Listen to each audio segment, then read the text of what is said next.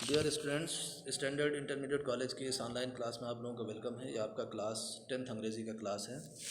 हम लोग सप्लीमेंट्री का दूसरा lesson the judgement seat of Vikramaditya पढ़ रहे थे। कल की कहानी हम लोगों ने पढ़ी थी कि जो राइटर है सिस्टर निवेदिता, उन्होंने विक्रमादित्य के बारे में बताया था कि विक्रमादित्य के बारे में हम कुछ जानते हो ना जानते हो, लेकिन ये पता है कि वो बड़े न्यायप्रिय थे और लर्नेड लोगों की, पढ़े लिखे लोगों की बड़ी इज्जत करते थे। अपने कोर्ट में ऐसे लोगों को जमा करते थे और हम लोगों ने उनके बारे में कुछ कहानी पढ़ी थी। तो उनकी जो जजमेंट सीट थी वो बहुत फेमस थी कि बाद में भी अगर किसी जज ने कोई अच्छा डिसीजन लिया, कोई अच्छा फैसला लिया, तो यही कहा गया कि ये ज़रूर उनकी सीट पर बैठा था, तभी इसके अंदर ये क्वालिटी पैदा हो गई।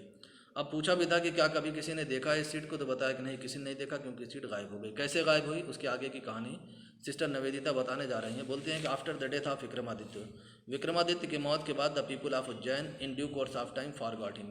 विक्रमादित्य की मौत के बाद जो उज्जैन के लोग थे वो थोड़े से ही वक्त में उनको भूल गए। जैसा नेचुरल बात है कि मरने के बाद कुछ सालों में ही आदमी भूल जाता है। तो his palace and his fortress for ruin, उनका जो पैलेस था, उनकी पैलेस की जो प्राचीर थी, वो सब खंडहर हो गए, गिर पड़ गए सब। और the heaped up ruins having been covered with grass, और जो इतना बड़ा हीप का मतलब ढेर, महल था बहुत बड़ा, बड़े एरिया में बना होता है।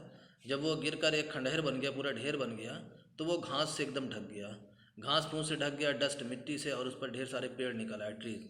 और इस वजह से वर टर्न इनटू अ पास्चर, इस वजह से वो किस में बदल गया, एक पास्चर माने चारागाह में। जो कभी महल हुआ करता था वो एक चारागाह में बदल गया।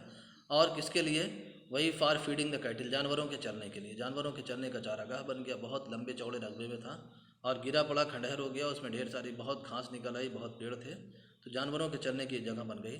The village people used to send their cows out to these pastures to graze, गाँव के जो लोग थे, द विलेज पीपुल, गाँव के लोग अपने अपने गायों को इन चारागाहों में चरने के लिए भेजा करते थे। किस चारागाह में, जो कभी विक्रमादित्य का महल हुआ करता था। Early in the morning the कैटिल would go in the care of a shepherd boys, early in the morning मतलब सुबह बहुत सवेरे ही, जो सारे जो गांव के पशु जानवर थे, कैटिल थे, वो इन द केयर ऑफ मतलब निगरानी में, एक शेफर्ड बॉयज, गरड़िए के लड़कों की निगरानी में, गरड़िए के लड़के पूरे गाँव के जानवर को लेकर निकलते थे।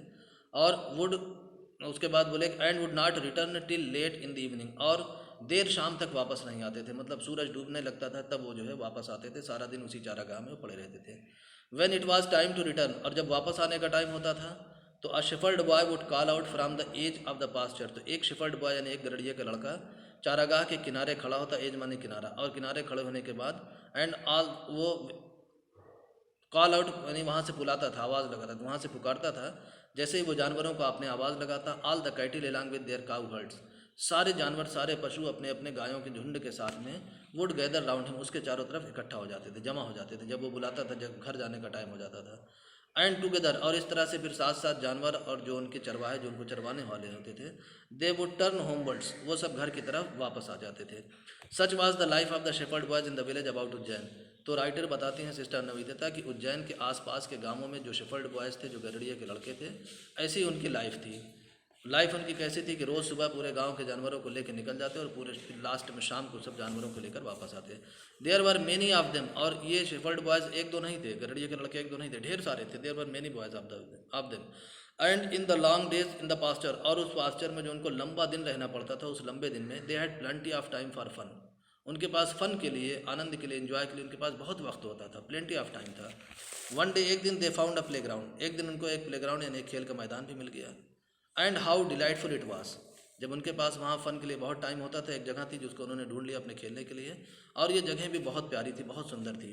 कैसे सुंदर थी कि the ground under the trees, पेड़ के नीचे का जो ग्राउंड था, जो मैदान था, वाज, बोलता है कि रफ़ एंड अनइवन, रफ़ का मतलब जैसे काफ़ी रफ़ होती है, बहुत भद्दा खुरदुरा, बहुत, ये नहीं कि बहुत चिकना साफ़ सुथरा हो, और अनइवन का मतलब बराबर, तो जो इवन का मतलब बराबर, अनइवन मतलब जो बराबर ना हो, ऊबड़ खाबड़ हो, तो बहुत ऊंचा नीचा था, बहुत रफ था पेड़ के नीचे का जो मैदान था।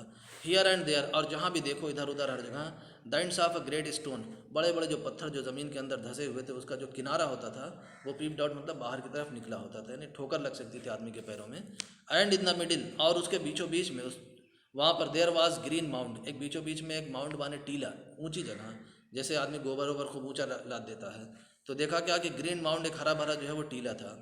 Which looked very much like a जजेस सीट, जिसको देख कर लगता था कि बिल्कुल जैसे जज की कुर्सी की तरह हो। At last one of the boys thought so, और अंत में एक लड़के के दिमाग में ऐसा आ भी गया, यानी उसको लगा कि ये जज की सीट है, उसके दिमाग में बात आया। और सीटेड हिमसेल्फ ऑन इट, और वो उस पर बैठ गया, वो लड़का उस पर बैठ गया, गडरिया का एक लड़का था।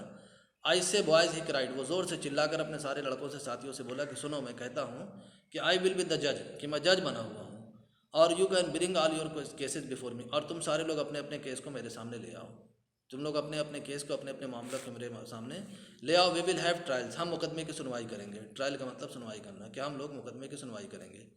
Then he strengthen his face, तब उसने, स्ट्रेंथन मतलब होता है सीधा करना, एकदम ऐसे तन के बैठ जाना है।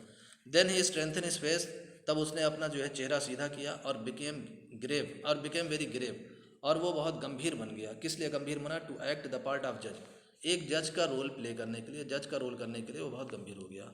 अदर्स saw the फन, दूसरे लड़कों ने इस खेल को, इस फन को देखा एडवांस तुरंत। एंड विस्परिंग अमंग देमसेल्व्स, और उसके बाद आपस में वो लोग, विस्परिंग का मतलब काना फूसी करना, कान में बोलना, आपस में बोलने लगे। Quickly picked up some quarrel, तुरंत जो है कुछ उन लोगों ने झगड़ा अपना उठाया, तैयार किया, और अपियर्ड बिफोर हिम, और वो झगड़ा लाकर उसके सामने रखा, यानी खेल खेल में चलने लगा ये। Each group status there case, दोनों ग्रुप, जैसे दो ग्रुप बना लड़कों का, हर ग्रुप में अपना अपना केस रखा उसके सामने। One saying that a certain field was there, उनमें से एक ग्रुप कह रहा था कि ये खेत हमारा है, किसी ज़मीन की तरफ इशारा किया कि हमारा है, और जो दूसरा था another saying that it was not, कि दूसरा कहता था कि नहीं ऐसा नहीं है। सो ऑन, वो अपनी बात रखता था कि ये बात सही है। They all wanted him to settle the dispute, वो सभी उससे चाहते थे कि वो उनके झगड़ों को तय कर दे। But now all of a sudden, लेकिन कहा अब एकदम अचानक से, a strange thing made itself filled, उस लड़के ने एक अजीब बात महसूस किया अपने अंदर, और वो क्या महसूस किया? The boy who appeared so common before he sat down on the mount, वो लड़का जो अपीयर्ड माने दिखता था, इतना कॉमन, इतना साधारण दिखता था उस टीले पर बैठने से पहले, अचानक से लुक्ड सो डिफरेंट नाउ, एकदम डिफरेंट दिखने लगा, बिल्कुल अलग दिखाई देने लगा। अलग कैसे दिखने लगा? He had become grave and serious, वो एकदम ग्रेव एंड सीरियस हो गया, यानी बहुत गंभीर हो गया। And his tone and manner were so strange and impressive, और उसका टोन, उसकी आवाज़ और उसका मैनर इतना प्रभावशाली हो गया कि the rest of the boys were a little frightened, जो बाकी बच्चे थे वो थोड़ा सा सुनकर वो डर गए। यानी स्टोरी कुछ लंबी हो रही है, हम लोग यहीं तक पढ़ते हैं, उसके बाद फिर आगे हम लोग कल पढ़ा जाएगा।